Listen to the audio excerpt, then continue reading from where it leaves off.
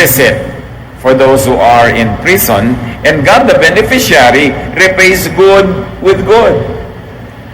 He pays good with the kingdom of God. At kung ito lamang ang pagbabasihan, kung ano ang itinuro ni Jesus, kung paano ang tao ay nakakasama sa kaharian ng Diyos, ay napakalinaw dito na sinasabing gumawa ka ng mabuti sa iyong kapwa. At ang magiging gantimpala mo sa Diyos ay pagkakalooban kanya na maging bahagi ng buhay na walang hanggan ng Kingdom of God. Colossians 3:24 to 23 to 24, God will repay each person according to what they have done. Napakahalaga ang paggawa ng mabuti. Napakalaking pagtatalo ng mga theologians, yung salvation by works ba yan o salvation by grace. But whatever your stand is, and there seems to be verses that would support both stands, malinaw ang mga itinuturo ni Jesus, at least sa verses na pinag-aaralan natin ngayon, napakahalaga ng paggawa ng mabuti dahil ito'y sinusuklian ng Diyos ng kabutihan, kagandahang loob, kasama na ang kingdom of God. God rewards good for good. And that we should imitate God and Jesus in rewarding good deeds, in rewarding doers of good. Ephesians 5:1, follow God's example. At kung ang Diyos mismo ay nagagantimpala sa gumagawa ng mabuti, tayo mga nananalig sa Diyos at sumusunod sa Kanya, ay dapat sumunod sa Kanyang halimbawa na maggantimpala din sa gumagawa ng mabuti. John 14:12, very truly I tell you, whoever believes in me will do the works I have been doing, sabi ni Jesus. Kaya ang paggawa ng mabuti, bukod sa likas sa atin sa paggawa ng mabuti, ay ginagawa mo rin bilang pagsunod sa halimbawa na ibinigay ni Jesus at itinuturo sa Biblia na ginagawa ng Diyos. Very importantly, believers of God, reward, do not punish good deeds or people who do you good, like people who give you food and drink. Meron mga nagbigay na nga sa'yo ng pagkain, pipintasan mo pa yung pagkain.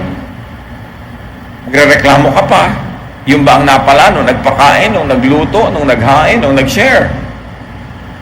Dapat tayo maging very sensitive dahil madalas pinaparusahan natin imbes gantimpalaan yung gumagawa sa atin ng mabuti. Kaya pinakamadalas na nasasaktan natin ang ating sariling asawa, anak, magulang, kapatid, kasama sa bahay, katrabaho. Yung gumagawa sa atin ng mabuti, madalas ang nasusukli natin sa kanya hindi mabuti. Sometimes we get too familiar with people that we feel entitled to receive good things from them, that we no longer are thankful. In fact, we become ungrateful. At mahalagang pinapaalalahanan ng sarili tungkol dito. Do not punish people who give you hospitality. Like, do not overstay your welcome. Pag may nagpatuloy sa'yo ng isang gabi, tama na, umalis ka na sa second day. Liban na lang magmakaawa siya sa'yo at piliti ka magstay pa. Hindi yung pinatuloy ka na nga, ayaw mo pang umalis, pinarusahan mo siya, nagsisisi na tuloy yung tao kung bakit ka pinatuloy. Do not overstay your welcome. And if you're a guest of somebody's hospitality, help out. Kailangan tumulong ka doon sa kung nakikitira ka sa isang bahay, tinanggap ka doon, makitulong ka sa household chores. At lalo kung kakayanin mo naman, makitulong ka sa gastos. Hindi yung pagpasok mo doon, naging bisita ka na, nagkaroon sila ng among dakila dahil naging bisita ka, nakakapagsisi kung bakit ka naging bisita. And do not have your own guests. Meron naman, pakain na nga siya, may bit-bit pang another pakain. Bisita mo na nga, may bit-bit pang, pwede ba ako magsama ng iba? Bisita ka na nga eh. Meron naman, kung meron kang bahay bakasyon na, naimbita mo siya sandali, biglang mamaya, pwede bang mamaya magbakasyon ako dito, isasama ko mga kaibigan ko? Iniimbita kita, pero wala kang karapatang mag-imbita ng mga kaibigan mo. Pero maraming ganong tao, abusado.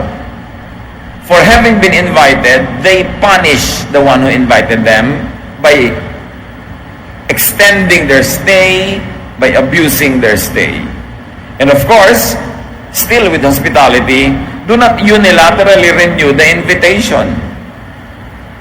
Pag minsan kang naimbita sa isang bahay, sa isang lugar, sa isang okasyon, hindi automatic na lagi ka na lamang naimbitado o ina-expect mo, imbitado ka uli. Your invitation is only good for one event. Hindi ko minsan ka na-imbita sa birthday celebration ng isang tao, tuwing birthday niya, nandun na yung mukha mo kahit hindi ka imbitado. Minsan lang yung parang ticket, good for one entry. At kailangan maghihintay ka na imbitahin ka uli. Huwag nating parusahan yung mga tao na nagiging mabuti sa atin. Do not reward, do not punish, rather even reward good people who give you clothing and who give you care. Do not abuse. And people who pay you a visit. Mga kapatid, kahit tayo ay may sakit, kahit tayo ay nangangailangan, pag dinadalaw tayo ng mga tao, we should reward them, not punish them for visiting us. Paano mangyayari yun? Be your cheerful side. Hanggang kaya mo maging cheerful ka, and do not saddle your visitors with too many complaints. Nagbi-minister ka rin sa bisita. Hindi yun kukumustahin ka na lang at lagi mo na ikukwento yung sakit ng ulo mo, yung hilo mo, yung pagod mo, yung sakit mo. Hindi na makarinig ng magandang balita yung dumadalaw sa'yo. Pwede ka naman makahanap ng magandang balita. Kumusta kayo? Ay, mabuti naman, natanggal na yung hilo ko. Hindi mo lagi sabihin, kasi masakit yung tiyan ko ngayon, masakit ang paa ko. Humanap ka ng ipagpapasalamat, nakakasayang topic, para hindi naman nakakapagod kang bisitahin. Nakakapagod ka na nga, yun lang to cross the city with traffic. Pagdating sa'yo, mag-minister ka rin sa bisita. Hindi laging ikaw ang miniministeran. Kaya iba nakakapagod ng dalawin eh. Napapansin nyo ba, ang isang may sakit, minsan lang nadadalaw. At pag hindi pa siya gumaling, sa burol na niya uli ang next dalaw. Kasi nakakapagod ding dumalaw na ikaw din naman, iniagaw mo lang ng orasyon, meron ka rin nararamdaman, may problema ka rin. Tapos pagdating mo sa dinalaw mo, walang katapusang daing, walang katapusang reklamo, napakabigat ng feeling mo, napaka-negative. Ikaw din naman nangangailangan din ng pagtingin, nangangailangan ka rin ng care, kahit ikaw yung dumadalaw. Nagkataon lang na mas malakas ka ng konti kaysa sa kanya sa oras na yon, pero hindi ibig sabihin na superman or superwoman ka. So mga kapatid, pag kayo dinadalaw, isipin nyo, paano ko kaya papasayahin itong dumadalaw sa akin? Paano ko papagaanin ang kanyang loob? Hindi laging ibubuntun nyo na lahat ang mga hinaing nyo sa buhay, kaya hindi na uli kayo nadadalaw. Minister to those who minister to you. Reward those who do you good with thankfulness, with gratitude. Pasalamat. Kahit tinulungan ka at kulang pa rin, huwag sabihin kulang. Magpasalamat kang, wow, nabawasan ang mga pangangailangan ko dahil sa bigay mo, hindi yung kulang pa rin. Yung parang kahit, eto ulo ko, gusto mo, eto pa ako, etong tuhod ko, sa'yo na, kulang pa rin. Kahit anong gawin ko, kulang at kulang, so wag na lang. Dinadala natin ang mga tao na gumagawa sa atin ng mabuti. Napakaraming mga tao, habang bata pa lang sila, mga matulungin, mababait, pero nadala, tumigas na yung puso. Nagsara na ang mga pinto ng kanilang puso sa pangdadala ng kapwa. Dapat pag may ibinibigay sa atin, laging salamat. Hindi yung kulang. Ay, kulang din lang pala, di wag na lang kitang bigyan. Reklamo at reklamo din lang, di wag na lang. Luke 17:11-19. Now on his way to Jerusalem, Jesus traveled along the border between Samaria and Galilee. As he was going to a village, 10 men who had leprosy met him. They stood at a distance and called out in a loud voice, "Jesus, Master, have pity on us." When he saw them, he said, "Go, show yourselves to the priests." And as they went, they were cleansed. One of them, when he saw he was healed, came back, praising God with a loud voice. He threw himself at Jesus' feet and thanked him, and he was a Samaritan. Jesus asked, "Were not all 10 cleansed?"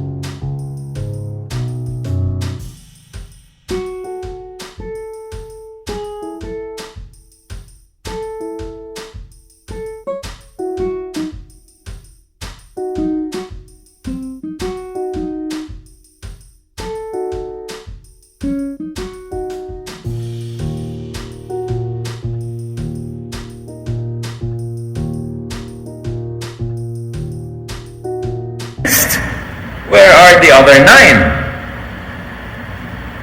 Has no one returned to give praise to God except this foreigner? Then he said to him, rise and go, your faith has made you well. So yung pinaglalakbayan ni Jesus, border ng Samaria at Galilee, border ng mga Jews at ng mga Gentiles, or ng Samaritans.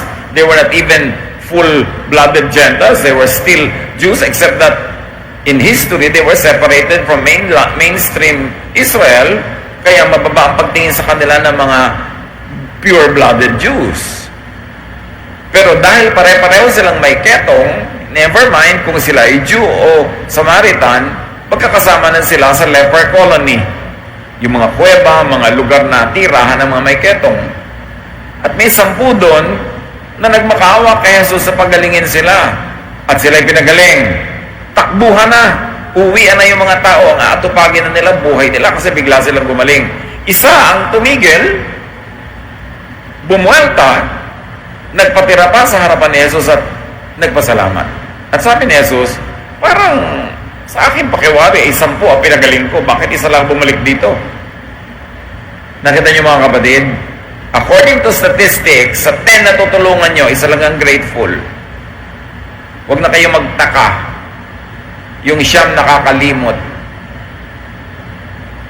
Nalilimutan na nila kahit anong kabutihan ang gawin mo, na may 9 kang nagawang mabuti, 10 hindi sila nasyahan, yun lang ang tatandaan nila. They will give themselves this flimsy excuse so as not to have to be grateful. But this one, and he was the Samaritan one, hindi siya yung Hudyo, alam niya sa mga kwento ni Jesus, laging mas mabuti pa yung mga Samaritan, mas mabuti pa yung mga Gentile kaysa sa mga Jew. Kasi yung mga Jew, sa sobrang pagiging religyoso nila, akala nila entitled na sila sa lahat ng blessing. At pag nabe-bless sila, hindi na sila grateful. Meanwhile, itong outsider feels very grateful. At minsan, di ba, ganon? Tulong ka ng tulong sa pamangkin mo, naubos sa lahat ng kabibigay mo, hindi pa rin grateful. Kasi iniisip, pamangkin naman niya ako, di tulungan niya ako. Entitled naman ako sa tulong niya. Kaya madalas, mas mainam pantulungan ibang tao mas tumatanaw na utang na loob kaysa mga sarili mong kamag-anak. Kasi yung mga kamag-anak, they feel entitled. Feeling nila, dahil kamag-anak sila, duty mo silang tulungan, hindi sila masyadong thankful. So itong hindi kamag-anak ni Jesus, hindi ka lahi, siya pa yung nagpasalamat. But the lesson is, be thankful, be grateful, and be expressive. Nagpatira pa siya, hindi basta thank you lang. Talagang with feelings ang kanyang pagpapasalamat. Napakaraming ganyang tao. Isa pang paalala is to reward people who do you good with whatever you could give in return. Kahit ikaw yung recipient, ikaw yung tinulungan, hindi ka pwedeng ma-zero ng pwedeng isukli. Meron at meron kang pwedeng isukli sa kabutihan na ginagawa sa iyo. Hindi sapat na thank you na lang kung meron kang pwedeng gawin, either service, or something nice, or something good, or whatever. Laging may token ng pasalamat so that you don't end the cycle of giving, receiving.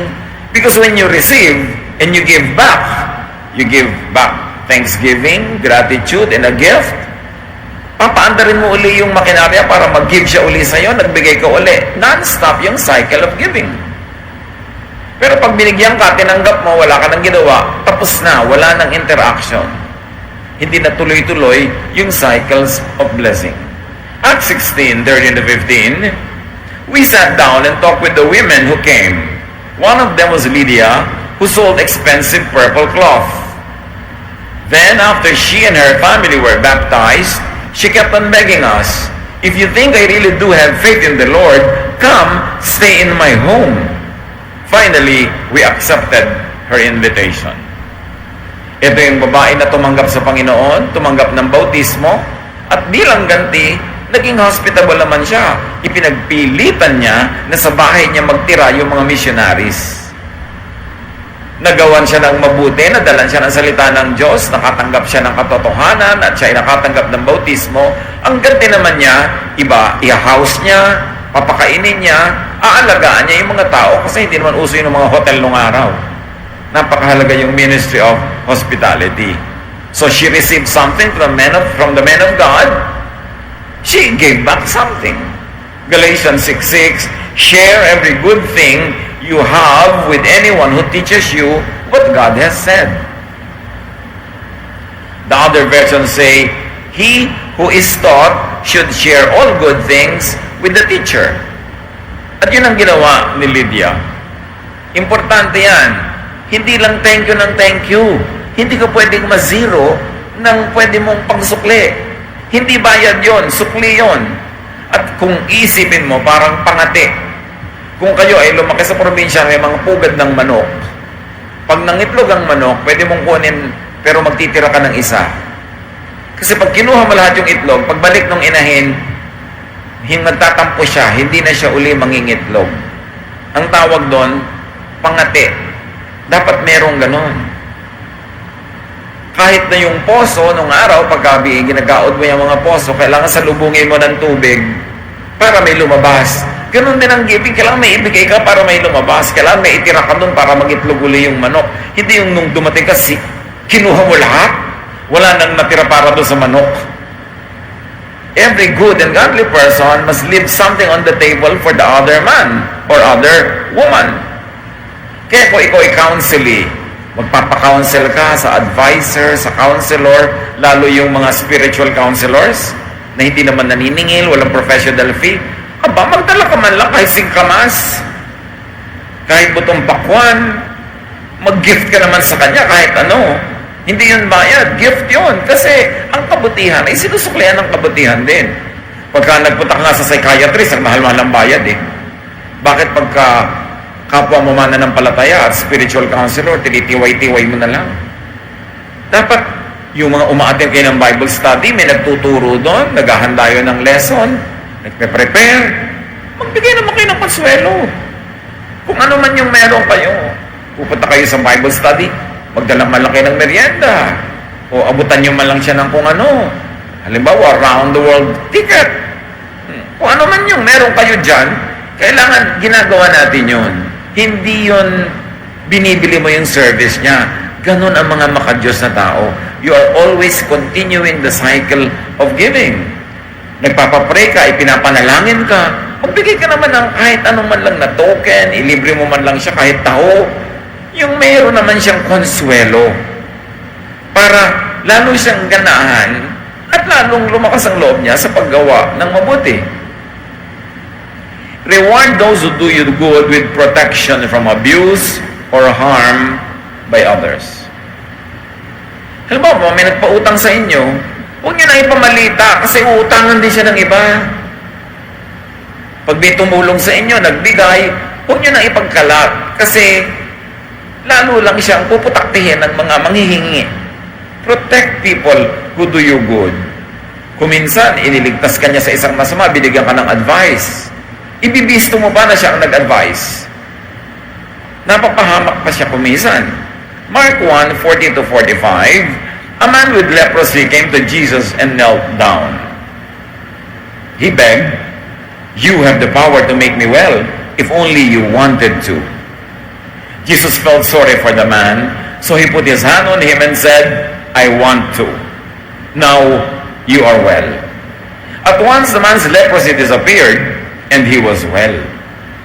After Jesus strictly warned the man, he sent him on his way. He said, "Don't tell anyone about this. Just go and show the priest that you are well. Then take the gift to the temple as Moses commanded, and everyone will know that you have been healed." The man talked about it so much and told so many people that Jesus could no longer go openly into a town. He had to stay away from the towns, but people still came to him from everywhere. Ito, ginawa na ng mabuti, pinagaling. Sabi ni Jesus, huwag mo nang ipagmakaingay, ha?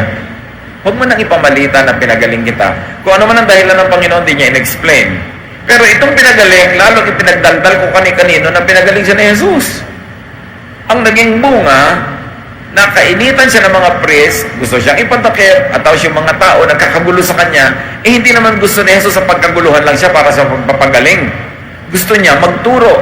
lumapit ka sa kanya para kanya maturuan, puro pagpapagaling na lang ang agenda ng mga tao na hindi naman yan ang main agenda ng Panginoong Jesus. So, this man punished Jesus for healing him instead of rewarded Jesus for healing him. It's very important, brothers and sisters, keep confidences. Kung minsan, bagong-bagong member ka ng isang congregation, hindi mo alam kung sino doon yung mahilig mangutang, mambiktima, mang 1, 2, 3. Kami ali-aligid na sa'yo ng mga gustong mambiktima. Merong isang concern. Sasabihin sa'yo, alam mo sister, bago ka lang dito, pero bibigyan kita ng warning, huwag ka munang masyado magtiwala sa mga ganito, ganon-ganon. Tapos ibibisto mo, alam mo sabi, sa akin huwag daw ako magtitiwala sa'yo. Ginagawa ka na nga ng mabuti, guguluhin mo pa siya. At maraming ganong tao, hindi marunong magsukli ng kabutihan for kabutihan. Nakakapagsisinggawa ng mabuti, kaya tuloy yung dating mabubuti ngayon, hindi na ganong kabayan, nadala na. Keep the privacy of your benefactors. Hindi lahat ng nagbibigay ay gustong i-broadcast. Yung matatalino na nagbibigay sa kapwa, hindi nila binobroadcast kasi pupuntahan sila ng lahat. Hindi naman nila kayang bigyan lahat. May magtatampo, may maiinggit. So dapat quiet ka lang pag binibigyan ka. Hindi yung ipinahamak mo pa yung nagbigay sa'yo dahil may mga magtatampo pa sa kanya. Keep secrets. That's how you reward people who do good to you. Meron naman, pinapunta ka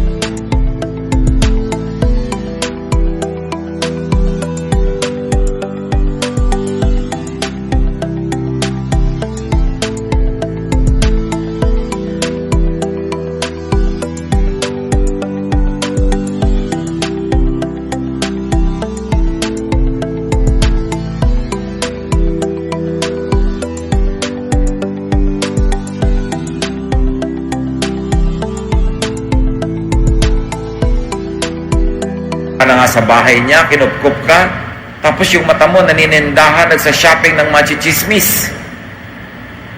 At pagbaba mo sa bahay niya, wala kang gagawin kundi ipamalita sa lahat ng nalaman mo mga sikreto niya doon. Dapat hindi ka talaga pinapasok sa bahay niya. Ganun ang mga tao. Maghihingi ng trabaho, ipapasok mo ng trabaho kung kaninong kilala mo, tapos pagka nandun, ikaw ang ichichismis, o yung pinagtatrabahuhan niya, ichichismis siya kung kani-kanino. Hindi marunong gumawa ng mabuti bilang sukli sa kabutihan. Kaya napakahirap yung mag-recommend. Merong nangangailangan ng trabahador, may nangangailangan ng trabaho, ikaw mag-recommend. Mamaya parehong yung dalawang yun, ikaw ang sinisisi. Yung pinagpasukan mo naman sa akin, walang kwenta. O kaya yung ipinasok mo naman sa akin, walang kwenta. Kaya yung matatalinong tao, hindi nagre-recommend. Dahil ang ending, sila sumasabit.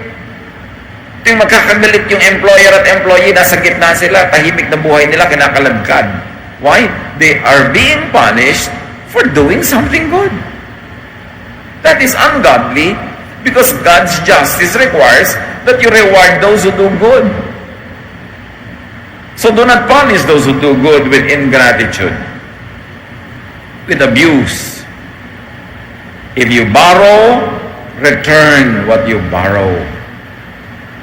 Pay your debt on time. Ito ang isa sa number 1 injustice sa mundo. Nangangailangan ka, sa tindi ang oras sa iyong pangangailangan, may nagpautang sa iyo. Anong sukle? Amnesia. Yan doon pinagkaiba ng magnanakaw sa mangungutang. Yung magnanakaw, natatandaan niya ang ninakawan niya. Yung mangungutang, nalilimutan niya. Yung utang at kung kanino may utang. Ganyan ba ang paggagantimpala sa taong sumasagip sa iyo sa oras ng pangangailangan, pinautang ka, tas di mo babayaran? That is evil. O kaya hindi mo babayaran sa oras. Ay siya nga pala, ito yung 1,000 pesos na inutang ko sa iyo. 1,000. 30 years ago mo na inutang sa akin yan. Dapat yan 1,900 na ngayon kung inilagay ko sa bangko. Kung pinuhunan ko yan sa pamimili at pagtitinda ng kamatsile, 5,000 na yan. Inutang mo 30 years ago, ibabalik mo pa rin sa ganung value. That's how you reward me for doing good. Alam niyo yung mga ganung mangungutang, hindi sila umaahon sa buhay.